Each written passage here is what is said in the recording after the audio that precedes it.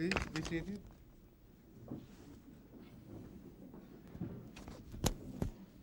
Are they happy also? So shall we begin? Yes. No formalities? Yes. Okay. Those are the guests who would like to inquire anything, ask any question, they may please come forward and come to the microphone over there.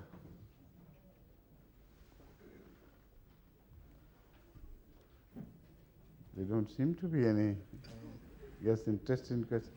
You are, perhaps. Come on.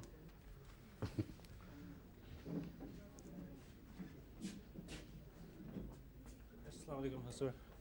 Wa alaikum salam. How are you? Alhamdulillah. I'm not a guest, but as you always let us know that the first question is the hardest to come. So if you permit me, I'd like to ask a question. Right. Do, please. Because recently in the media, we have seen that the Reverend Moon is being not allowed to come into this country. My question is that his people claim him to be the Messiah, and that he claims to be the second coming. And that my question is that how do you see the Mooney people, and what proof should he bring with him of being a Messiah? You see, the claims attributed to Moon, Reverend Moon, are contradictory. And at different stages of the development of this faith, there have been different things attributed to him. And I have read some of his own speeches and his own writings. And what I have understood from that is simply, in the end, ununderstandable. Because at times he claims to be the personification of Krishna, at other times he claims to be the personification of Jesus Christ, yet at another time he says that Jesus failed to perform his mission. And there was yet somebody else higher than him to come who would fulfill the unfulfilled mission. Then he goes on claiming that there were other prophets. Then the prophets of the line of Israelites who were also genuine prophets, and he claims to be their representation as well. But not like the claim of Ahmadiyya community that all the prophets which had been prophesied, whose advent had been prophesied, were expected to come in the latter days represented by one man, not by all different prophets themselves. His claim is again diverse and contradictory. He claims that Hazrat Rasulullah ﷺ was a prophet, while Christianity was 100% right. He claims that he was only a prophet for simple preparation of the world, for the savages to be raised to the level where they could receive moon. You know, that sort of thing. And Godhead is claimed, yet and also prophethood, they don't combine together. And the idea of sin and Cain murdering Abel is represented in such a way that we really wonder how a man in full command of his senses would accept him as a spiritual religious leader. He says that Cain and Abel is a story which will be repeated in this age. And Abel would be revenged. But how? It would be through alliance between America and Korea. And America and Korea are going to play the real leading role in the fulfillment of the messages contained in that story. And that alliance would be against North Korea and communism. What such a philosophy can do for the rest of the world is unbelievable, unthinkable. But there is a very short response to your answer. having read Reverend Moon, I believe that this is a movement which simply cannot survive as a religious entity for long. It is involved in many things. He claims to be sinless and absolutely sinless, yet he was convicted by American courts to have cheated the American exchequer by billions of dollars worth of money he saved fraudulently from income tax. And he was imprisoned. And he says that imprisonment, criminal imprisonment, was a sort of crucifixion for him. So he was crucified again. But what about Jesus' crucifixion? Was there any moral blemish on Jesus, even attempted by the Jews or his persecutors? None whatsoever. So the one who was innocent is blamed to be partly, not entirely criminal, but partly blemished. He's also claimed to have failed in the mission which he claimed he would perform. So he would not come again, according to him. It was Moon who would come again, and his past is very obscure. We don't know what he has been doing before his imprisonment during the World War II, and how he actually rose to some sort of fame and some sort of notoriety. But these are all areas where further research has to be carried out, and I assure you that we have undertaken that.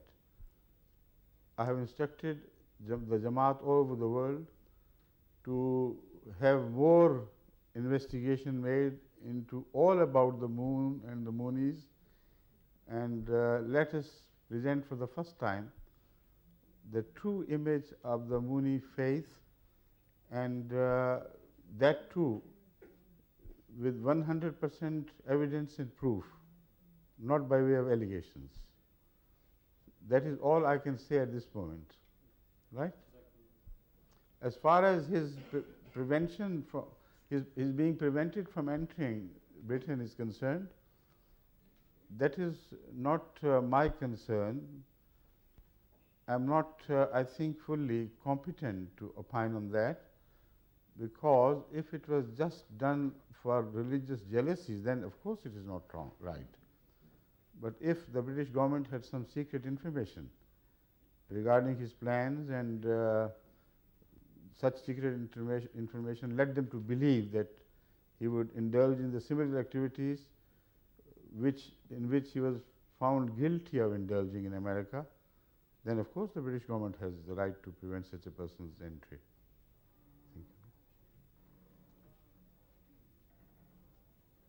Our next guest is Zishan Zulfikar from Crawley. Your full name was Zishan what? Zishan Zulfikar. Zulfikar. My question is about jihad. Is that not, as non-Ahmadis say that jihad is the hidden pillar of Islam, and they also say that Ahmadis do not believe in jihad. Can you just, as I am on present studying the Ahmadiyya beliefs, can you just shed some light on this, please? You see, Ahmadis believe in all the fundamentals of Islam and all the detailed teaching to the last thought. We believe in the totality of the Holy Quran, and we believe that this book was not only valid 1400 years ago, it is still valid, it will continue to be valid as divine teaching which man must obey and follow. And we also believe in the word of Hazrat Muhammad Rasulullah sallallahu alaihi wasallam to be the last authority in the world from the mouth of any prophet of God. And no prophet can appear after him who could cancel even a jot of what he said.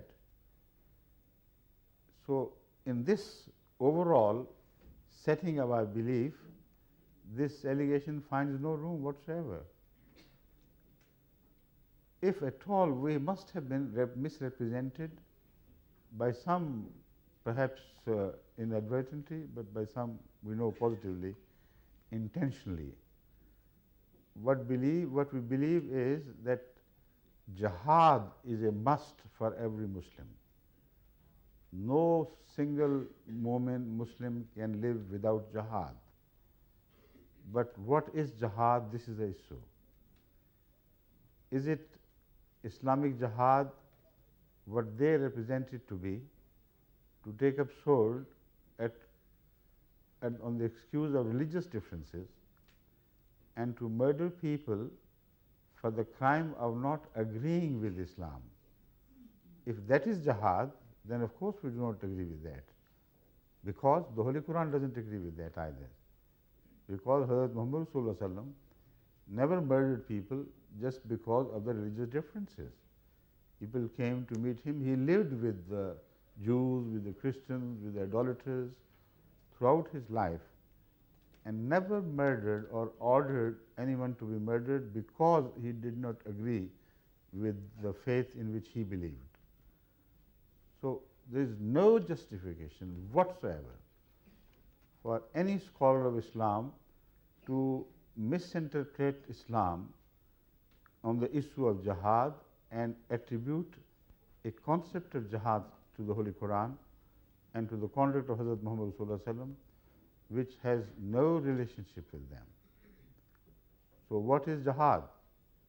The first jihad which is mentioned in the Holy Quran is the jihad with the Quran. So, the Holy Quran is addressing Hazrat Muhammad Sallallahu Alaihi Wasallam, says, وَجَاهِدْهُمْ بِهِ جِهَادًا كَبِيرًا. With this book, strive against them with the help of this book, the great striving. So, the greatest jihad of every Muslim is to strive for the victory of Islam with whatever lies in his capacity, by way of the Quranic teachings or by way of an example, beautiful example set before the people, by acting upon the Quranic teaching. This is the most wonderful jihad that one can think of, and this is Islamic jihad. Number two, the second jihad mentioned in the Holy Quran and also in Hadith is jihad against your own evil dispositions, your evil inclinations, etc., and to continue to wage a war against your bad self, which would continue to drag you to all that is satanic. And that is the jihad between light and darkness. And that jihad begins within a man individually and within a woman. By word man, I mean both man and woman. And this is a jihad in which seldom we find people genuinely and seriously involved, yet they claim at the loudest of their voices, jihad, jihad, jihad. So, these are the primary two jihads which I have mentioned, which they totally ignore. The third in order comes jihad with sword. And what is that jihad? Can a fight with sword or bullets or guns be called holy, and if so, in what context? The Holy Quran is so clear on that there is no room for any ambiguity left if you read the Quran with due care and attention and honesty, of course. I have been quoting so often the fundamental verse concerning this jihad, the third type of jihad, which can be carried out with sword. By sword I mean all weapons. And this is found in a verse in Surah Al-Hajj.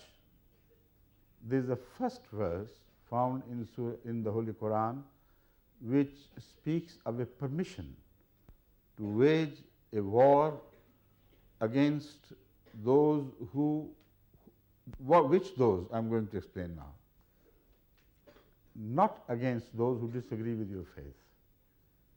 Not against those who, having heard your message, reject it. Not at all.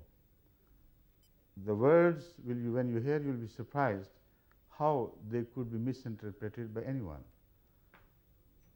أذن أعوذ بالله من الشيطان الرجيم بسم الله الرحمن الرحيم أذن للذين يقاتلون بأنهم ظلموا وإن الله على نصرهم لقدير. أذن للذين, permission is granted to those against whom the sword is already raised. Yuqataluna, any Arab can understand the meaning. No one can fail to understand the import of this verse, because simple injunction is simple injunction expressed in simplest terms. The raising of sword, the fighting, is permitted to those against whom the swords have already been raised. First condition. بِأَنَّهُمْ ظُلِمُوا, despite the fact that they have not committed any crime. They have given no cause of offense to anyone. But it is not over yet. وَإِنَّ اللَّهَ عَلَى نَصْرِهِمْ لَقَدِيرٌ. Verily, God has full power to help such people when they raise sword under the permission of God. Now, this is also a very significant part of this verse and also of Jihad, because the scenario presented to us is that of a very weak people, so weak and apparently defenseless that any Tom, Dick and Harry begins to raise sword against them and trample upon their rights, despite the fact that they had not given anybody a genuine cause of offense.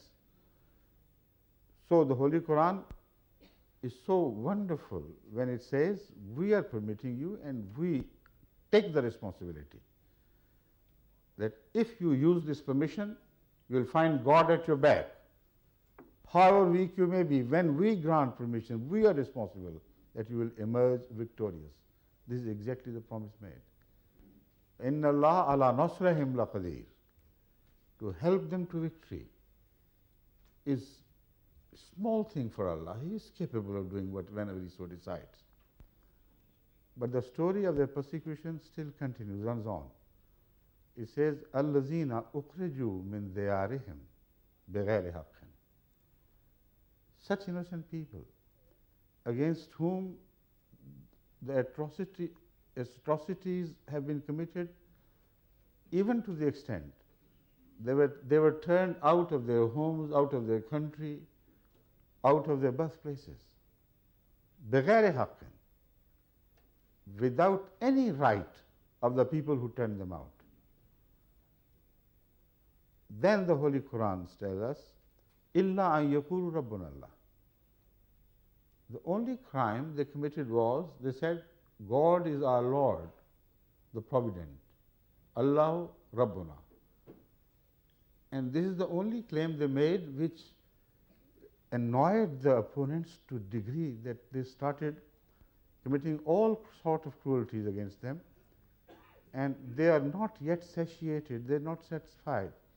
Having turned them out of their homes, they are still after them. Now this is in a sort of prophecy, in fact.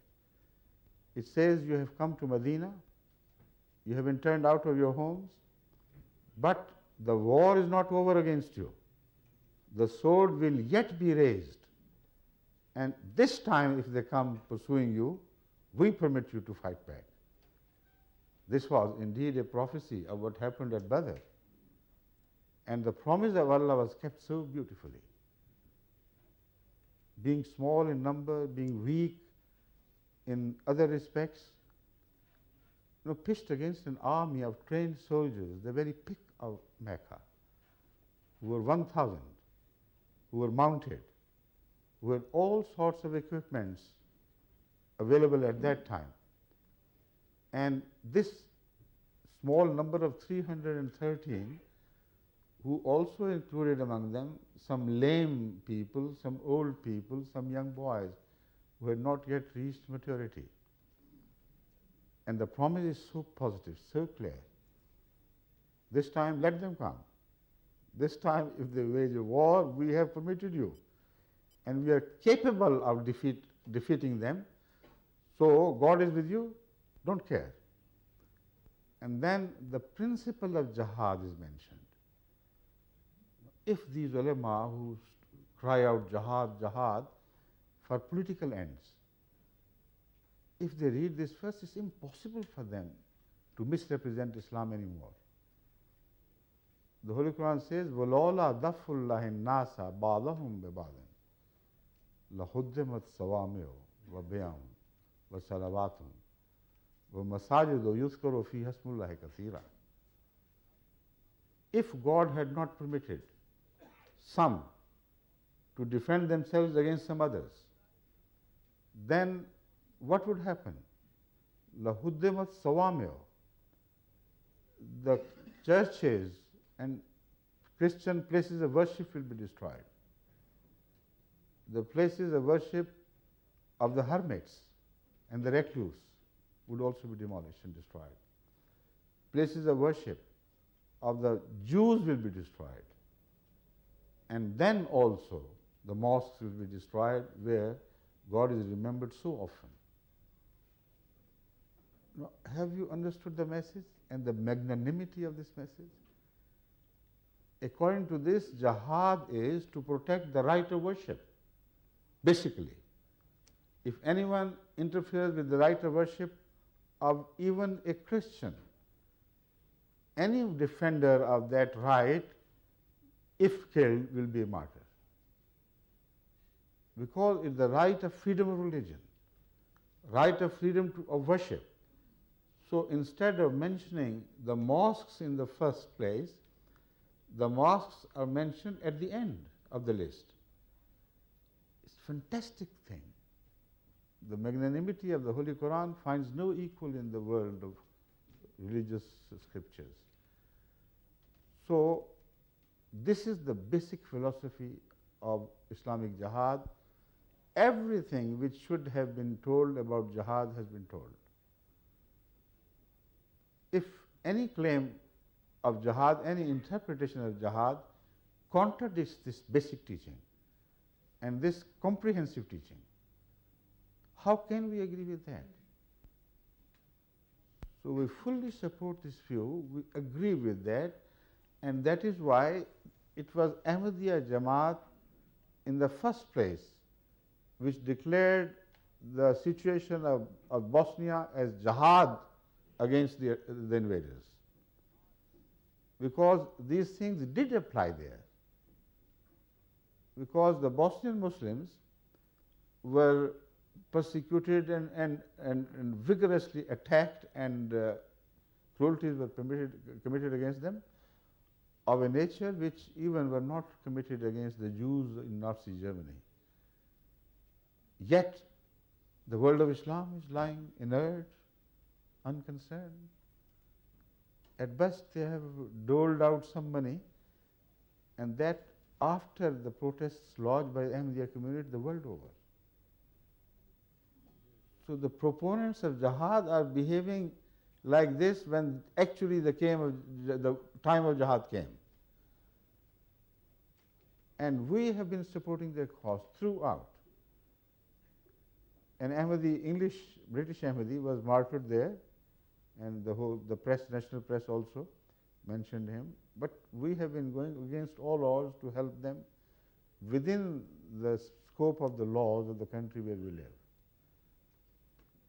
But the point is, why didn't they see that if jihad was ever made compulsory in the modern times, this was the time?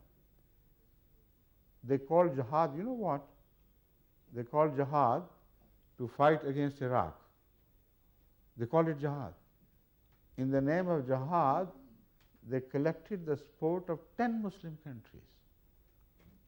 Because a Muslim country had invaded a part of the territory of another Muslim country which they claimed originally belonged to them, which they claimed that the British had carved out of their land and given over to somebody else. They say this is the fit case for jihad. And in this jihad, all the great world powers joined hands who were not Muslims. Have you forgotten the news of those days? When jihad was proclaimed at the loudest of their voices by Saudians and others who joined them? Even Pakistan sent a contingent of her army to fight shoulder by shoulder with Jews and Christians and Americans and Europeans and whatnot. But there is no harm in fighting shoulder to shoulder with others. But for a genuine political cause, for a religious cause, which you declare to be jihad, a holy war, it is not permitted to seek the help of the non-believers. Where did they draw their authority from? When they appealed to America, to Europe to come and join, if it was jihad, then it was not jihad. 100% I am certain it was not jihad at all. If ever it was jihad, then how on earth could they seek the help of America, Europe, and other states of the world? Because according to the example of Hazrat Muhammad Sallallahu Alaihi Wasallam, relating to the same battle of Badr, which I have spoken of, it is not permissible, it is not permitted to permit a non-believer to join you in jihad. While the Muslims were so small in number, apparently and actually were defenseless, unless it was the aid from Allah, help from Allah, they couldn't have won the battle. But at that time, some companions of the Holy Prophet jubilantly reported to Hazrat Rasulullah sallallahu alaihi wasallam that we have got to our side an Arab idolater who was known for his valor and his great art of fighting, who had become a legendary figure in his lifetime. He had come and offered his services to fight with the Muslims against the invaders from Mecca. When Hazrat Muhammad Rasulullah sallallahu alaihi wasallam heard this, while he was in such a dire need of help, he refused to permit him to fight with the Muslims. And he said, holy war, that is jihad, is for the sake of Allah. And Allah is sufficient for us.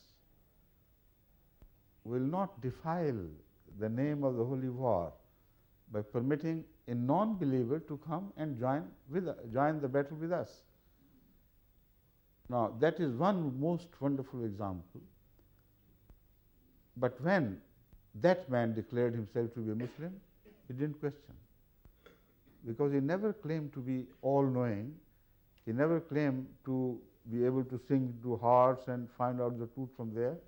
He accepted the word of anyone, and this was again a declaration of the human dignity. Every man is free to call himself whatever he is. None other has a right to reject that claim. So he said, I am become a Muslim. He said, all right, you are a Muslim then. And he permitted him to fight. So tell us, how many European or Western countries were converted to Islam by Saudians before they permitted them to join the battle with them? None.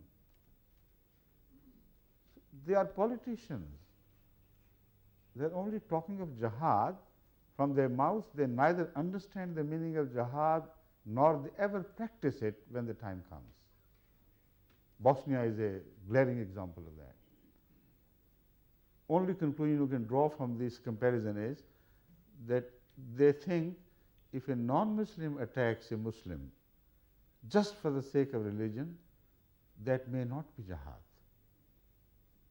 But if a Muslim country attacks a Muslim country for genuine political reasons or others, or even not genuine political reasons, reasons, that would be a jihad. And practically this exactly is the jihad in operation everywhere in the Muslim world. When they raise swords in Algeria against the Algerian government, that is a jihad. When they raise sword in Egypt against the established Muslim government of Egypt, that is a jihad according to them.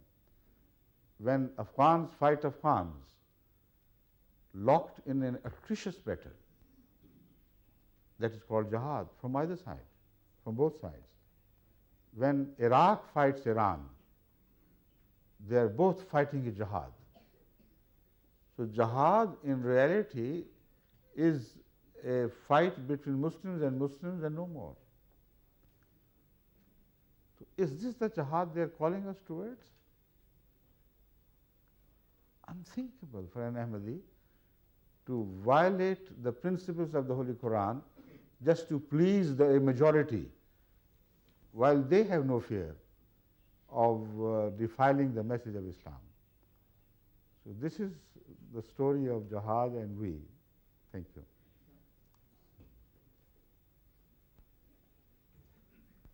I invite Annette Trott, please.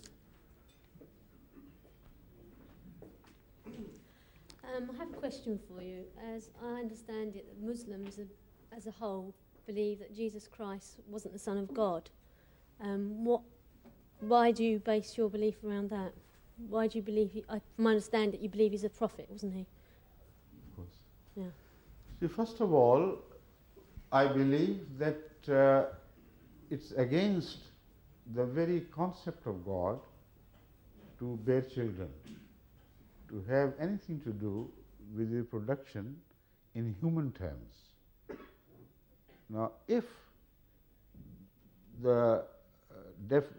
you define the term son, then you can understand what I'm suggesting. But without going deeper into the definition of son-father relationship, it's impossible to apply the same term to the birth of Jesus Christ. A son is born when there are two partners who participate, and one partner provides half the chromosomes and the other partner provides the other half of the chromosomes, which are essential for the making of a child. So if there is no other partner, the only other possibility is that a single parent gave birth to a child providing both the prerequisites of in terms of chromosomes and in hermaphrodites and in other some cases scientifically it is possible, though it's a very rare chance in application to human experience, because such cases have never been investigated in earnest by scientists so far. So that is a blank area.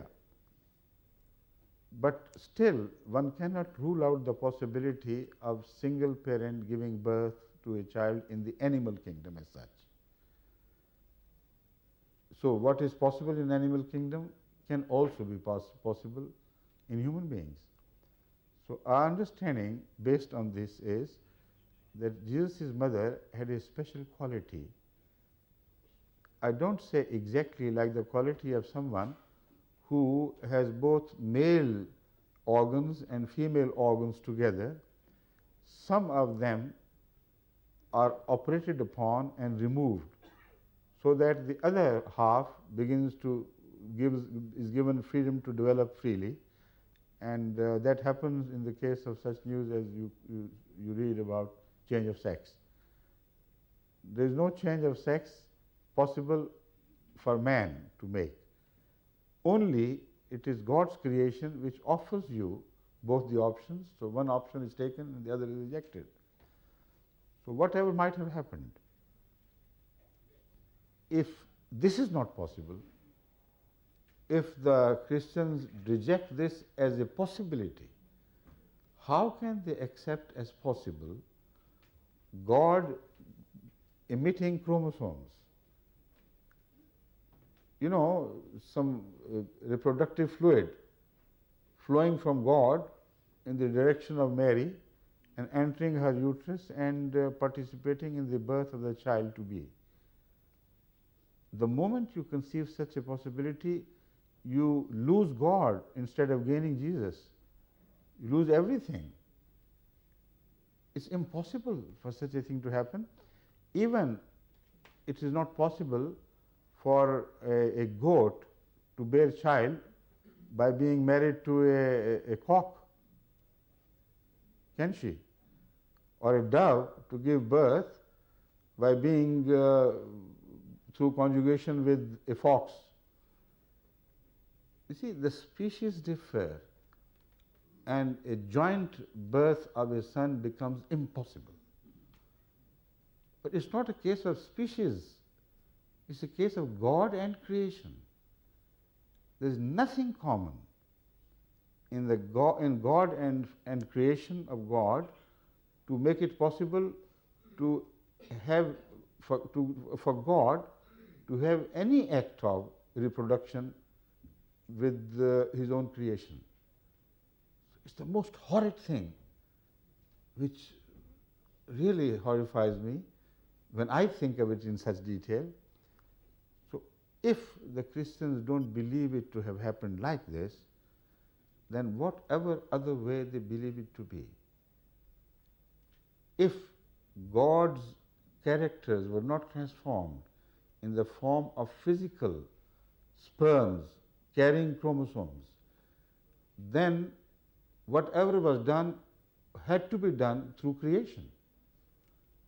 So if the other proposition which I made is not acceptable, then the creation theory is the only theory which is acceptable by sensible people, but that creation theory can be referred to as a miraculous creation, but not participation. So this is the clear picture as we have before us. The other option is that sometimes a person is referred to as son out of metaphoric usage of the word to indicate love, special affinity, closeness, nearness, etc.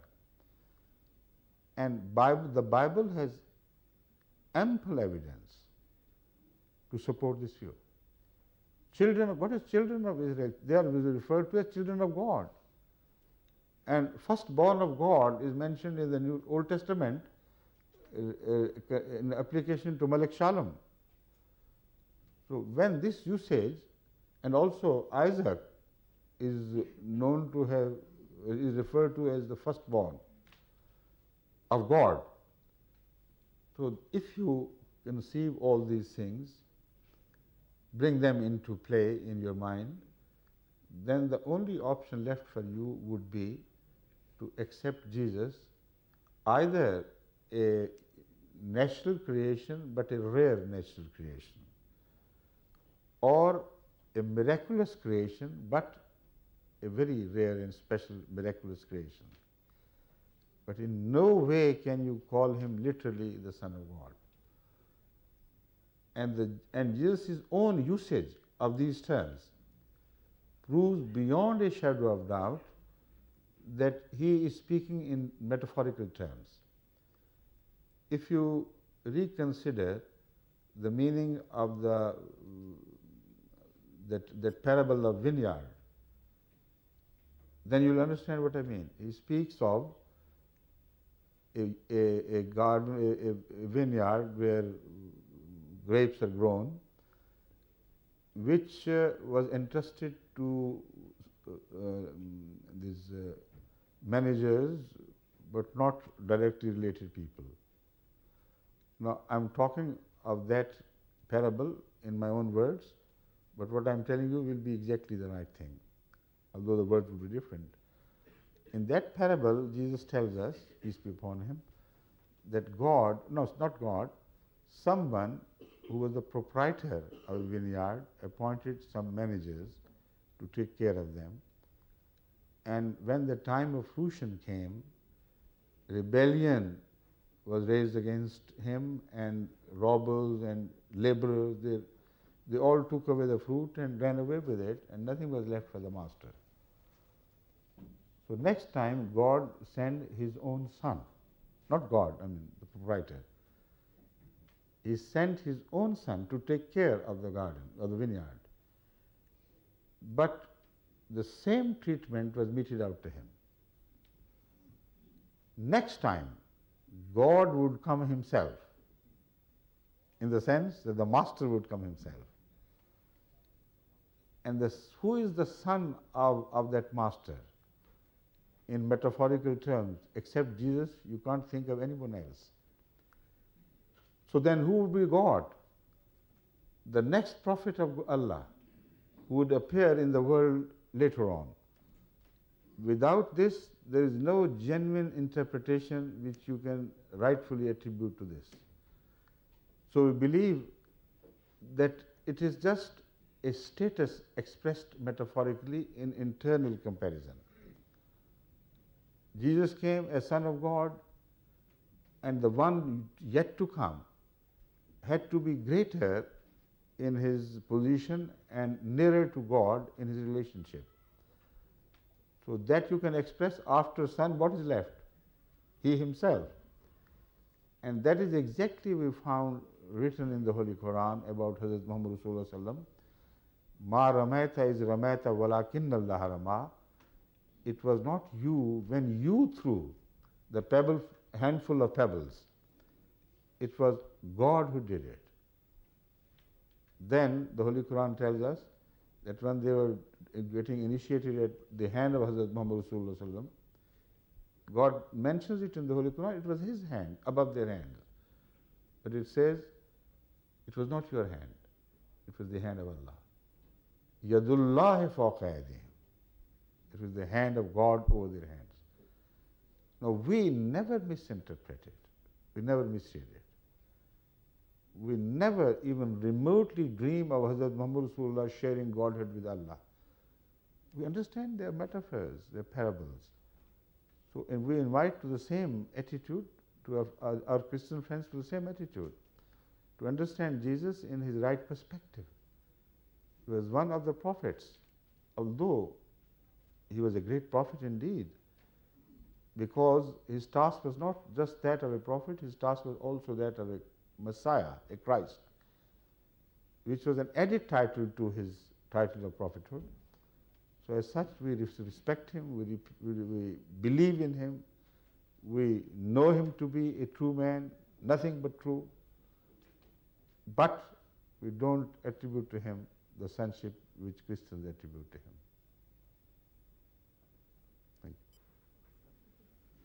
you.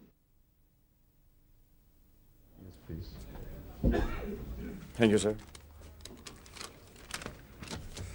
I'm sorry if it's a political question or directly related to current affairs, but nevertheless, I would like to hear your views. You see, whatever the question may be, I'll attend that, inshallah. Thank you. But my answer will be from the point of view of religious attitude. I understand. Right. I understand. Thank you. It's in view of the unexpected assassination of Yitzhak Rabin, Israel's prime minister, yesterday, an ever-growing influence of the extremists who try to derail the peace process by acts of extreme violence and suicide attacks on civilian targets. What are Your Excellency's views about the continuation of the peace process and its possible successful outcome in the Middle East? Please.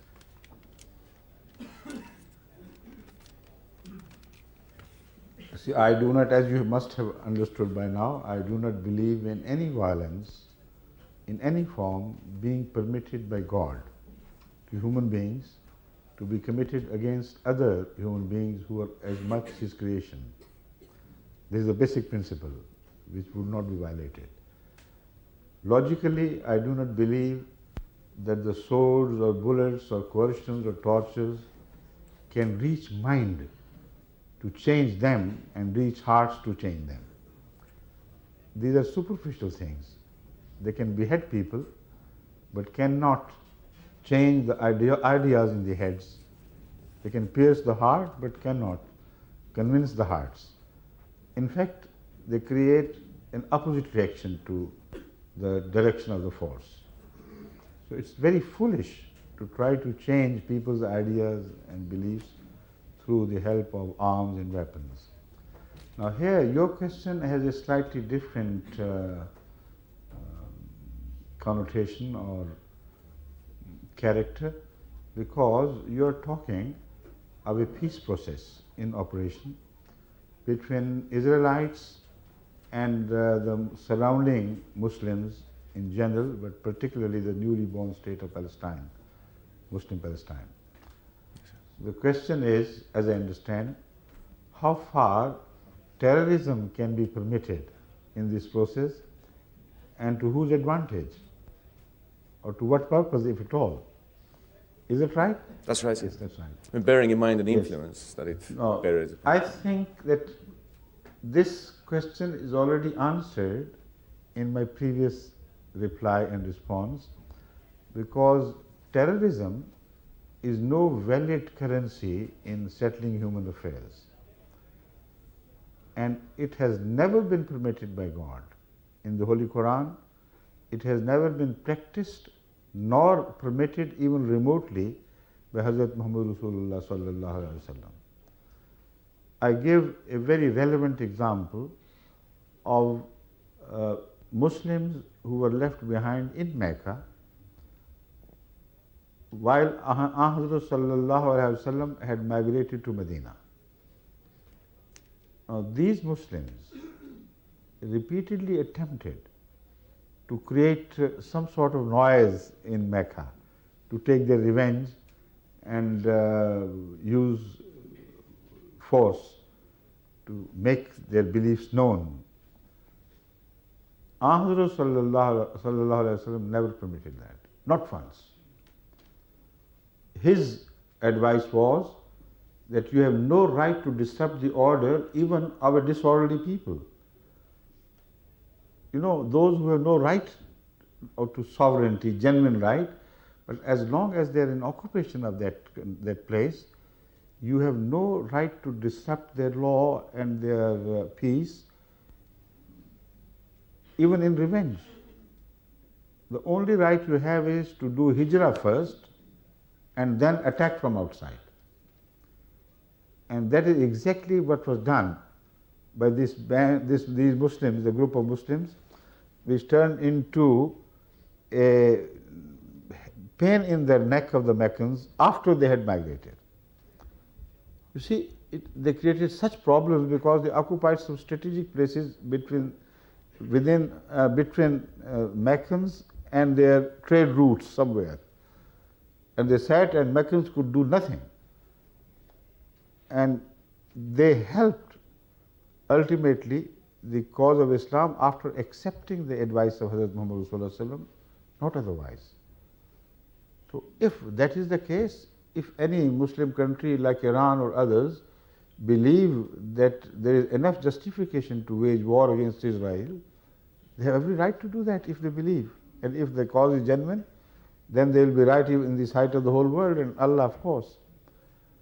But to kill for the sake of a proposed revolution, expected revolution, which everybody knows will not happen, kill innocent people, kill children, bomb buses carrying small children to the schools, and other such acts of terrorism in which civilians' lives are destroyed just to deliver a message. I do not find any support anywhere in the teachings of Islam and the conduct of Hazrat Muhammad Rasulullah. Again, it is suicidal because all through the history, the short history of Palestinian-Israeli struggle, it were these stupid attacks which gave a handle to Israel to go beyond all limits of revenge and punish the innocent Muslims living in Lebanon and elsewhere to an extent that it was just a slaughter like goats and more merciless than that. Many times it happened. Their houses were bombarded, their peace was destroyed. They always had the upper hand in this fight, never the underhand. So a double suicide. To act against the wish of God and yet use His name is a crime. To act against the ultimate interest of your own cause and your own people is sheer madness and suicide. But the ultimate course of history was also influenced in the wrong way, because whenever they provided Israel with an excuse to hit back, it also gained more territories. And furthermore, at every encounter, it's the most tragic thing to read that history. One is shattered, as I have always been. During my speeches on Iraq-Iran war, I had to go through that punishment. And you see, a small Israel is given every opportunity, helped by the Muslims in the name of Islam, to go on hitting back and expanding their territory to 100 times more than what it was. Is this jihad? If it is jihad, it is not the same jihad which was permitted to Muhammad Sallallahu Alaihi Wasallam, in which there was a promise, وَإِنَّ اللَّهَ عَلَى نَصْرِهِمْ لَقَدِيرٌ. Where was God, having permitted them to go to that holy war and withdrawing Himself? In fact, this is a crime of insult against God, to call it a jihad. Because according to the Holy Quran, it is Satan who eggs people on to fight. And when the time of fight comes, he withdraws, like it happened in case of Battle of Badr. And the Holy Quran records this. On the one hand, there was the promise of God, go on, fight the enemy, although they are much stronger. I'll be with you. And he was. On the other hand, according to the Quran, it was Satan who was coaxing the Meccans on to this fight against the Muslims and promising all sorts of things. When they were locked in battle, he said, I'm withdrawing. I have nothing to do with it. Is this the God they believe in? What actually is happening is exactly the case to present God in an image like Nauz Billah min Zalik, Satan, who promises falsely, tells you it is jihad, go on and fight it out and I am behind you. And when you look back, you have no place to run to. All the support is withdrawn. So they are doing it to the ultimate destruction of whatever image of Islam is left there, and ultimate destruction of the Muslims' interest in those areas. This terrorism has given birth to another terrorism in Israel, which targeted the president, was it? Prime Minister, on last night. So it is war of attrition they're talking about. It is terrorism against all norms, against all ideologies of religion, against the dictates of common sense. And that will provide, ultimately, may coax Israelis and Americans and their patrons, ultimately, to give them another go at the Muslim states who are known to be responsible for this, and the ultimate result can be predicted, like it has always happened. They forget, and I would not like any Muslim to forget the fact that all their wars, whenever they go into war against an enemy, as they tell us, are based on the weapons which are manufactured by the enemies they are going to fight. The bullets are produced there. The modern forms of gunpowder are produced there. They beg them for weapons and they sell the hard-earned money of the country to buy those weapons at higher cost than the ordinary cost. Because the moment the Muslim countries go into war, in any war in fact, the prices of smuggling of weapons rises and spirals up, with the result that while they are exporting their oil at a much lower cost in terms of the returns. The weapons they get during those periods when they need them most could be bought ordinarily at 1/3, 1/4, sometimes 1/5 of the price of the weapons. So they sell their oil to these countries to buy cheap weapons. Which weapons? The ones which have already become obsolete. The ones, if the Muslims had not bought, would be dumped in the oceans, because with the passage of time the models come, new models are appearing every year. And they are never given such weapons which can turn the fate of a battle. Never. The result is that their defeat is already written. And in the name of jihad, who is murdered, who is destroyed? The common innocent people. The mullahs go on, haranguing them, to calling them to jihad, and the ultimate result is that when all the dust is settled, you find there the Muslim bodies buried in the dust or lying open in the dust. Never have they changed the course of modern history, even by an iota. Which non-Muslim territories they have gained through wars? None. How many they have lost? So many. And they have destroyed the economy and the future of countries as big as Iraq by acting stupidly. So what we call for is wisdom. When God appoints His own leadership, those who reject that head will always act like a headless body. And that is the tragedy of the Muslim world today, unfortunately. Thank you.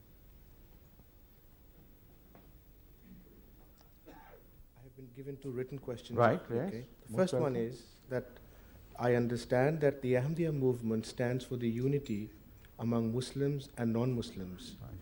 I want to know, how do you propose to bring it about? You see, the word unity has to be defined before we go into the question further, because unity can only be achieved on common platforms, not on divergent views. And the only common platform to which we can call all humanity, regardless of their religious beliefs, is humanitarian platform. There are certain values which are universally accepted as human values. And in all such values, we must offer cooperation. Secondly, the unity to which we call even the Christians and the Jews is exactly the same unity to which the Holy Quran has already invited them. It's not a new thought at all.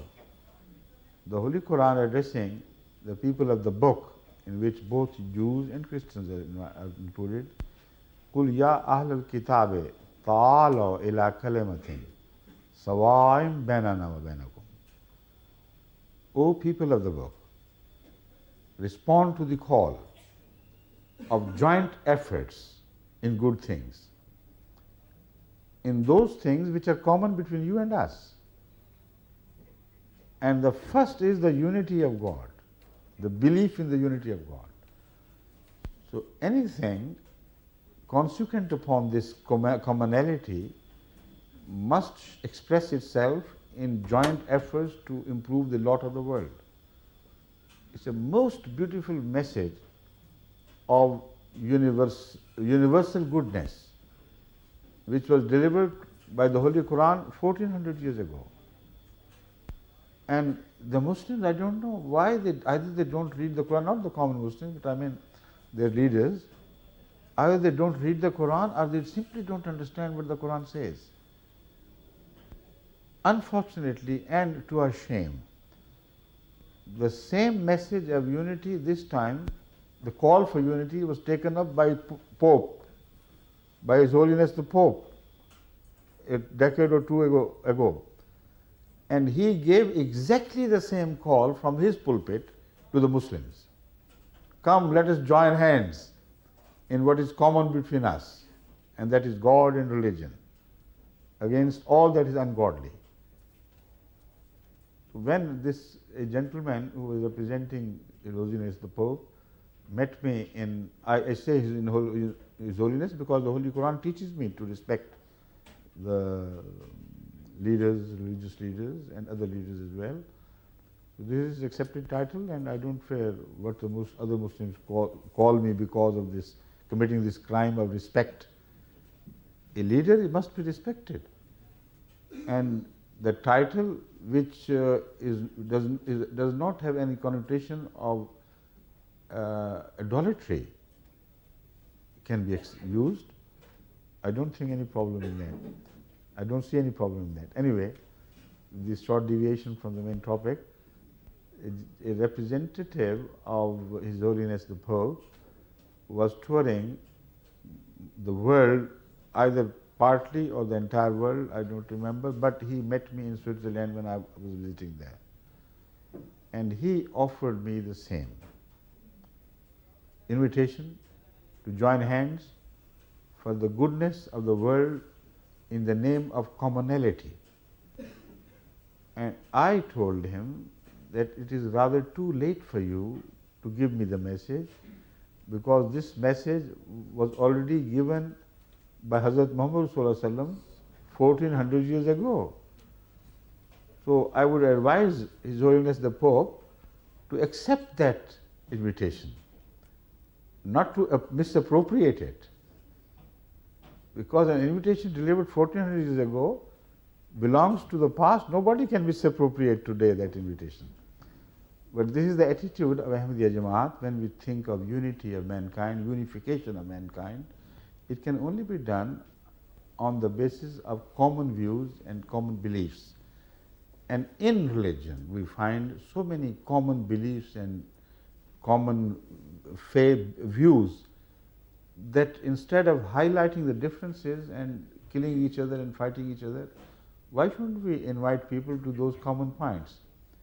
Now, in case of Ahmadiyya community, for instance, other Muslims are told that we are non-Muslims because according to the mullahs we do not believe in Ayat Khatam al-Nabiyyin, which is absolutely false and wrong. We think, we believe, I know that our belief in Khatam al-Nabiyyin is far more comprehensive and realistic than their belief.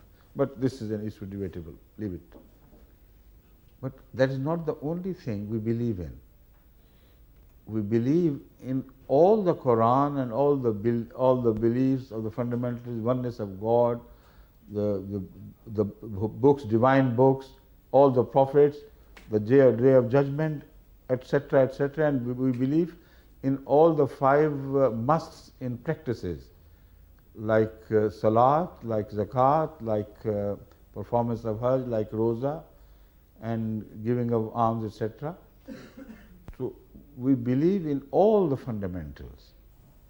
Why don't they join hands with us to improve the lot of the Muslim common people so that they become better Muslims and more practicing Muslims? So it is against the Islamic principle, and that is why we are following it up from Islam, that Muslims must invite all the people of the world to the good points of commonality. And the religious differences must not be permitted to play a negative role. Now, apart from this, there are so many other verses of the Holy Quran which support this view very powerfully. For instance, the Holy Quran repeatedly tells us, Ta'awanu alal birri wat taqwa. Cooperate with each other on the principle of goodness and fear of God. So wherever a people work for a good cause, it is the prime duty of Muslims to help them, to help the cause, and to unite their efforts with theirs. In this way, when you work together, in a sense of comradeship develops, a sense of better understanding and friendship develops, and the people do come closer to each other if you join hands in your in the good, for the sake of goodness of man as such. The second question, please. The second question is, as a Muslim, we believe in all the revealed books. What is the exact nature of this belief? Do we believe in them word for word, or just the message as a whole, or what? I believe that we believe word for word in all the revealed books, but not in the interpolation made with reference to those books. When we say we believe 100% in the revealed books, the key claim is the revealed books, not the man-made books.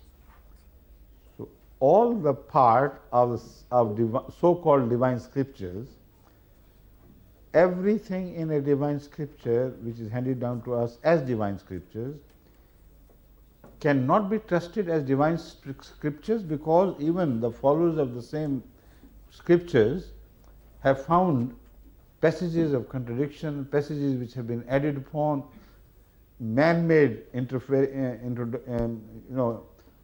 additions and man-made subtractions. So when we say we believe in all the revealed books, the word revealed is very obvious. You cannot make an error anywhere. Whatever is revealed in any book, we believe in it. You just mentioned that if we are fighting a war against other Muslims and we have non-believers fighting with us, then the meaning of jihad is defiled.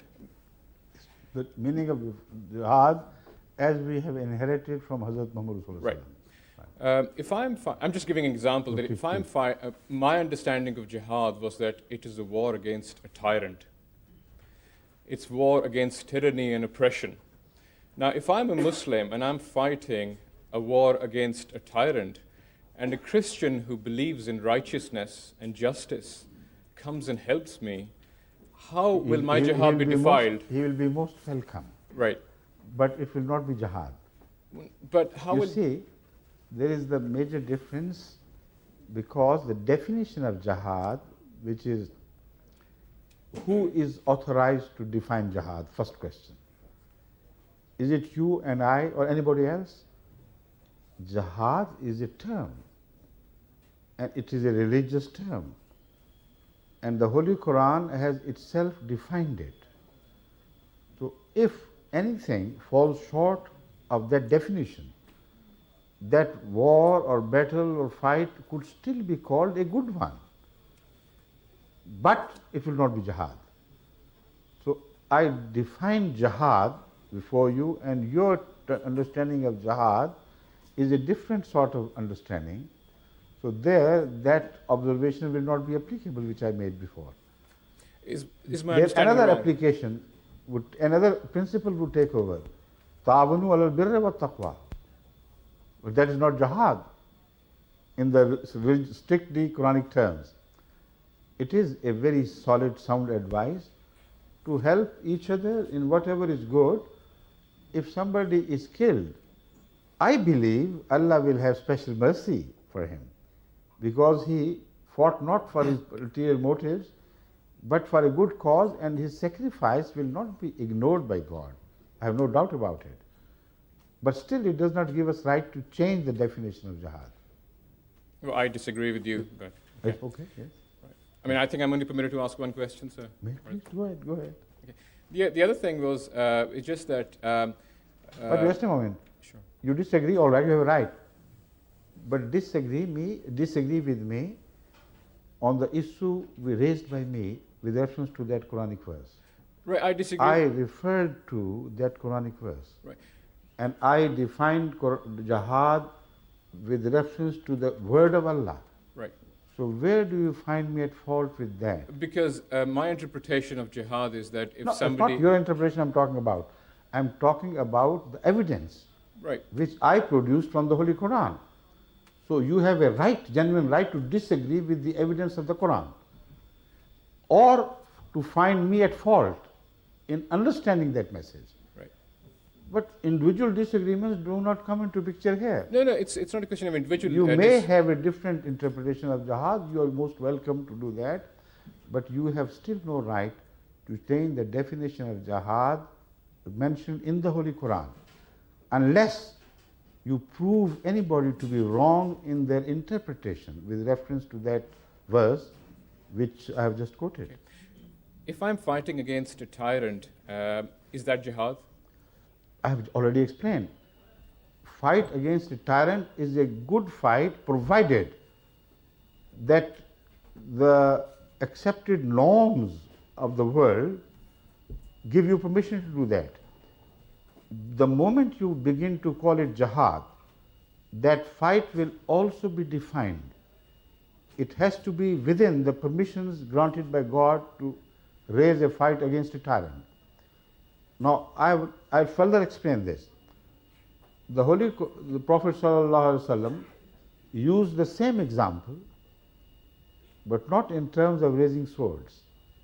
He said it is a jihad to say the truth before a tyrant, at whatever cost, personal cost you do it. Right. You may be murdered. That would be jihad.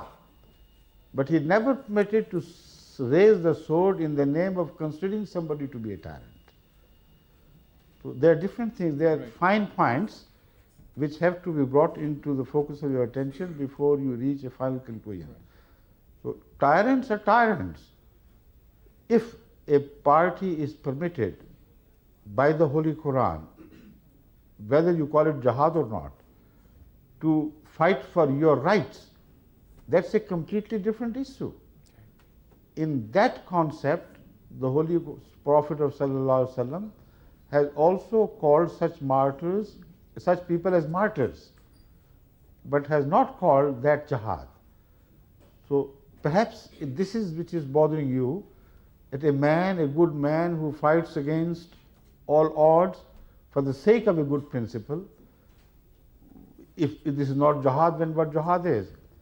Jihad, as defined by the Holy Quran, has the connotation of somebody who has been prevented from exercising his religious rights with relation to God.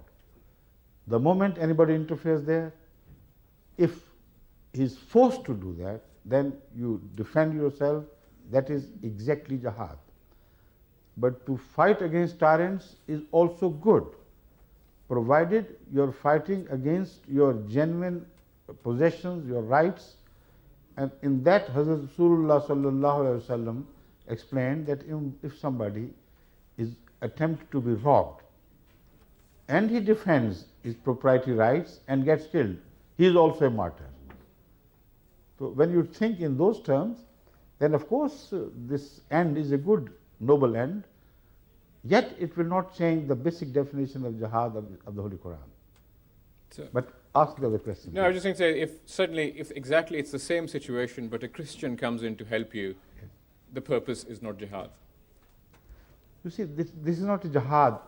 This is a good cause, and as it will be, everything should not be entitled the same thing.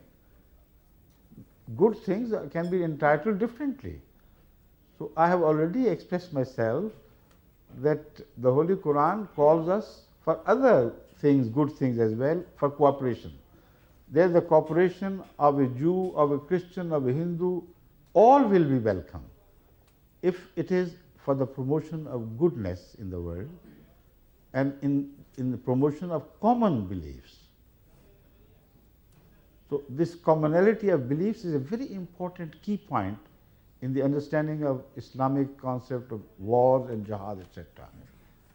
Where the commonality is perfect and you believe in same God and same views, understanding of God, etc., somebody interferes with your rights, then this is typically the definition of jihad as we find in the Holy Quran.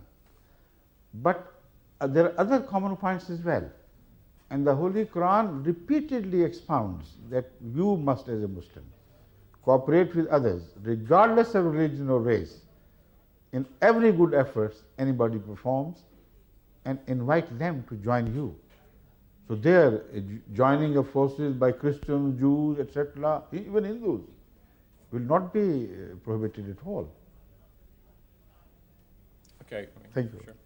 And the next question, please. The other question was that I don't know much about the Ahmadiyya movement, but all I know is that the belief is that there can be subsequent prophets who will reiterate the prophet, the message of the prophet. Yes. Now, with every prophet, new prophet, do you think there would be a schism in the Islamic religion, that there will be people who will accept the prophet and will not accept the prophet? So the total number of subsects that will develop by this philosophy will be twice the number of people who claim to be prophets. And I say it with complete respect. I understand the problem. Right. The fact is, the prophet, subordinate prophet, cannot come in Islam until Islam is already split up. And this has been mentioned in the Holy Quran, in the Ahadith of Rasulullah, that the reformer, whatever you call him, we refer to him as a subordinate prophet. The others do not refer to him as subordinate prophet openly.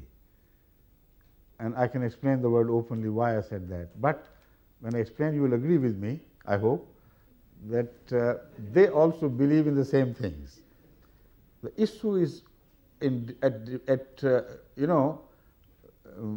debate is about the point, if somebody appears in Islam as described by Hazrat Muhammad Rasulullah as prophesied by him, what would be the purpose of his coming? Would he come to a united ummah and divide it by creating a schism, or would he come to remove the schisms and to create a platform with a promise that this platform will gain ground and ultimately they will be brought under one united flag of the ummah? They are two different things. Hazrat Sallallahu Alaihi Wasallam, before predicting that Jesus or Imam Mahdi would appear again, always said in clearest terms that this ummah will get divided on the pattern of the Jews before us. It would follow that pattern to the degree that earlier the Jews were divided into 72 sects, so also this ummah will get divided into 72 sects. The common character of the Muslims in general has also been described with reference to this period of decay and deterioration. He said, Sayyati ala nasi zamanun la yabqa min al-Islami illa ismuhu wa la yabqa min al-Qur'an illa rasmuhu. An unfortunate time is about to come, not about but will come one day, when Islam will be left only in name and the Quran will be left only for scribing, for writing. Now, the impression created by that is that perhaps people will cease to go to the mosque, but not so. The next observation made by Hazrat Muhammad Sallallahu Alaihi Wasallam is this: Masajiduhum amiratun wa hiya kharabu min al-huda. Their mosques will be well attended.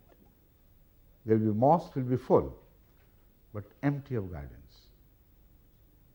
And then he goes on to remove a misunderstanding regarding the religious leadership. If there is a genuine, healthy, honest leadership, why should this have happened to the Muslim Ummah?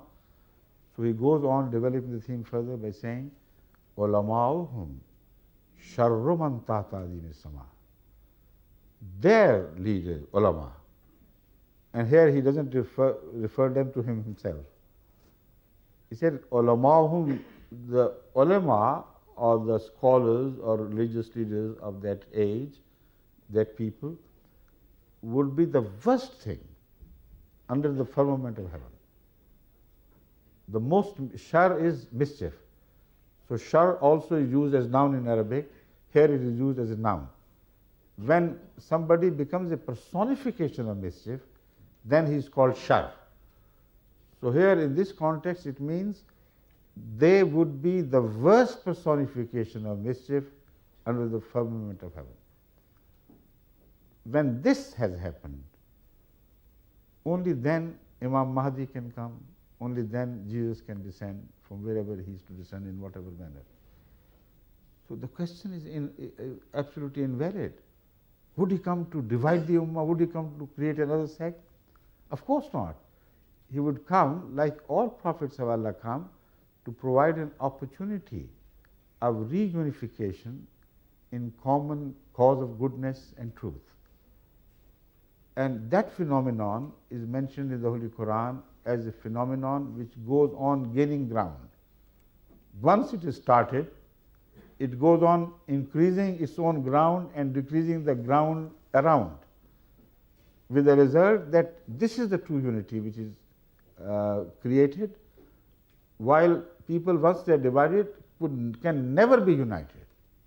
It's impossible. Except for anybody coming in God's name, who is hated, who is rejected, all efforts are made to destroy him and his message, yet he grows from strength to strength, from weakness to strength and strength to strength. So the Holy Quran says, referring to this fight for gaining ground in the name of God, the Holy Prophet is told by Allah to address the non-believers that you are, of course, in majority. You are much larger in number, but أَفَلَا يَرَوْنَ أَنَّا نَأْتِي الْأَرْضَ نَنْقُصُهَا مِنْ أَطْرَافِهَا أَفَهُمُ الْغَالِبُونَ. But do not they see?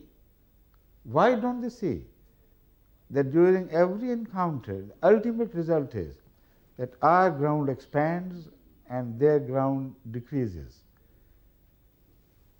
However small the process be, if this is certain, that a message which is delivered continues to gain ground, and all the efforts to suppress and destroy that message are frustrated, then the outcome would be the same. But that which is growing is bound to emerge dominant and predominant. So this is the case.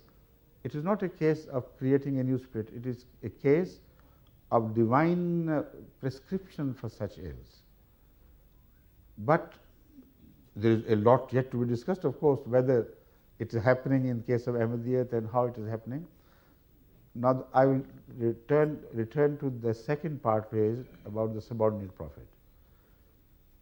That was also included in your question. This task has never been done by human efforts, can never be done. Logically, it's impossible to have been achieved by human efforts alone, because the process of split and diversification is a result not only of misunderstanding, but a result of human corruption, ego, desire to appear larger and bigger alim in the world, and so on and so forth. So it becomes a sort of territorial war between the leadership, religious leadership, which goes after number, not after the quality. And as such, it can be easily recognized. Once it happens, the cause of split lies in the inner deterioration of morality and loyalty to the values. So the name of religion would not avail you in any way whatsoever. I can further explain this with reference to the present day. Now you have seen, you have heard the Muslim schisms fighting against each other, Muslim religious leaders haranguing the Muslim common people to kill others, to destroy their mosques. They're all filthy, uncouth things, and Islam would like you to do that. This is not a news to anybody today. But have you ever heard the Muslim ulama joining hands, despite their differences, in eradicating the evils which are eating up the Muslim society? Where have they done it? If they had any regard for Islam, then they should have gone all out to rehabilitate the lost values of Islam, the truth, honesty, respect for authority, kindness to the poor and the people, sacrifice for the sake of the unfortunate sections of the society, to stop usurpation of the other people's rights, to stop amassing money at the cost of the whole nation, to stop telling lies and behaving corruptly. These are the anti-Islamic characters which have eaten up the very sources of Muslim energy. Show me one country where you can demonstrate the fight of the Muslim ulama joining hands in these things. This is the type of jihad which I referred to. Islam expects you to join hands in goodness, even with Christians and Jews. Here they are Muslims. They cannot muster their forces unitedly to fight against those sins and crimes which, once they have spread in the society, leave nothing of Islam. How can you believe in the belief in unity of God while continuing to split those who belong to oneness of God? How can you believe in the truth of Allah while being completely callous to the disease of falsehood and lies which is spreading and overtaking the whole of your society? So this is what the messenger was to be raised. He had to be from God. And in this much we are united. There is no disagreement. The disagreement is only regarding the identity of that man. All the Muslim ulama believe with us that Imam Mahdi would be appointed by God. He would neither be elected by a people nor appointed by a government. He would be elected, selected by God. Anyone who is made a religious leader directly by God, what other name can you give than a prophet? I don't find any. It's impossible to pick a man for God and to make your imam and to oblige you to accept him and follow him. If this is not prophethood, what else is, I don't know. So they believe in prophethood without accepting, without having the courage of saying it in so many words. So if that is not prophethood, then Hazrat Mirza Sahib is not a prophet, according to their terms, if it is different from us. This is our understanding of subordinate prophet, a leader in Islam who would be created by God himself, who would be absolutely subordinate to the teachings of the Holy Quran and the word of Hazrat Muhammad Sallallahu Alaihi Wasallam. He is referred to as Imam Mahdi, and we understand this office to be the office of a subordinate prophet. They disagree, let them. But they cannot say that we have violated the message of Khatm al-Nubuwwat. We certainly have not. They have. With regards to the same debate, the second personage which they are expecting to appear is that of Jesus Christ. And with reference to Jesus Christ, you can ask any alim in the world, they are all united that he would be a prophet of God. A prophet of God after the Khatam al-Nabiyyin has appeared? I said yes. But there is a problem. God had decided not to send any prophet after Hazrat Muhammad Sallallahu Alaihi Wasallam. But the genuine problem God faced was that there was to be need for a prophet. A prophet was required to reform Islam, not Islam but the Muslims, and to fight against other religions on behalf of Islam. So how could God resolve this problem? He had stopped sending prophets, yet the need for the prophet was accepted by God. So according to the mullah's concept of God's thinking, God had forestalled that problem by keeping one prophet alive in heaven. And that, they say, was Jesus Christ. For 2000 years, imagine, they believe he is awaiting his return to this earth because a prophet is needed and a prophet cannot be made. So an old prophet is awaiting his return for the last 2000 years in a solitary. Somewhere there is no other prophet, no other man to share the planet with him. And why this nuisance? Why to torture Jesus Christ unnecessarily, to live so long? And why not send him at all? They say because God has committed himself not to send a prophet, and God has accepted the fact that there will be need for prophets. Okay, when he comes, what would be the nature of his prophethood? Will he be a prophet of Israelites, or will he be enhanced to the position of a universal prophet under Hazrat Muhammad sallallahu alaihi wasallam? If he remains to be that prophet who is referred to in the Holy Quran as Rasulan ila Bani Israel, then you and I or anybody else can go up to him and say, Jesus Christ, we respect you, God bless you, but you have no authority, no sanction from God to work in the Ummah of Hazrat Muhammad sallallahu alaihi wasallam, because the Holy Quran is telling us you were sent only for the Israelites. We are not Israelites. This is not a limited message, it's a universal message. So please do whatever you like, stay here as a good guest, but no more. What could be the answer of Jesus Christ? Unless he tells you that his prophethood has been enhanced to a degree that it matches the domain of Hazrat Muhammad sallallahu alaihi wasallam. So if this is not new prophethood, what else is? So the purpose is not served anyway.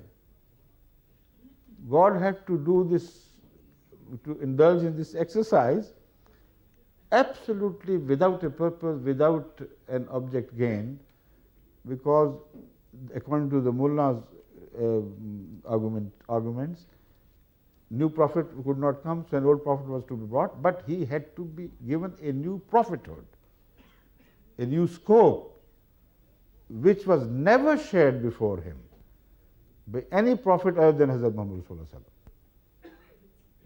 So emerges as a new prophet of the greatest magnitude, if their word is to be taken genuinely. So this is the debate of all the debate about. Thank you. But there can be many prophets afterwards. There No, can be as many no. The as question will not be decided by us.